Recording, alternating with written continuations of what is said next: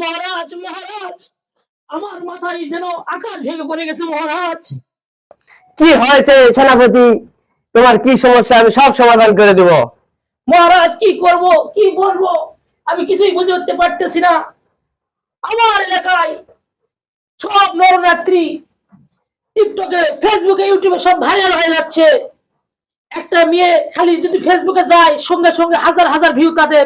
আমার পোড়া কপাল, আমার কি হয়েছে আমি কিছু বুঝতে পারতেছি না মহারাজ। সব সমস্যা সমাধান হবে। এখন হারবাল এসেছে, হারবাল। তাই নাকি মহারাজ? এখন হারবাল এসেছে। সেটা তো আমাকে বলবে, আমি তো জানতাম না মহারাজ। এটা কোথায় পাওয়া যায় মহারাজ বলতে পারো? এটা ঢাকা সিটি ফাউন্ডেশনে। ও আচ্ছা আচ্ছা, সেটা তো দেখা বলবে। গেছে? আচ্ছা যাই কবে হারবাল সিটি। ও সেটা বলবো তো মহারাজ। আমি টেনশনে তাহলে ভাইরাল হয়ে আমি যাবে। কখনো ঘুমাতে পারি না, বিছনায় মাথা ঠেকাতে পারি না, শুধু চিন্তা ভাবনা আমার ঘুরপাক খাইতেছে মহারাজ। আমি কেন ভাইরাল হতে পারতেছি না?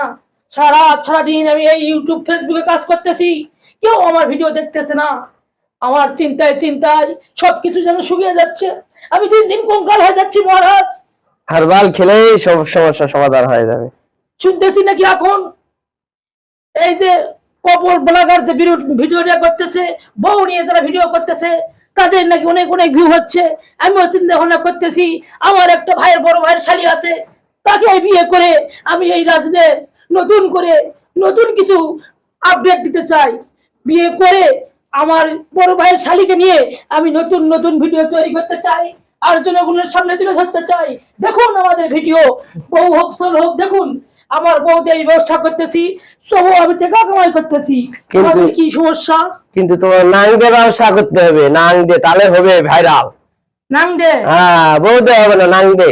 আচ্ছা বলবো তো, যেটাই হোক আমি করবো। আমার দরকার পয়সা, আমার দরকার টাকা। আমি চাই ডলার। বাংলাদেশের টাকা আমার নাড়তে নাড়তে আমার বিরক্ত এসে গেছে। এখন আমি চাই ডলার কামাইতে। হয়েছে। দেখা আমার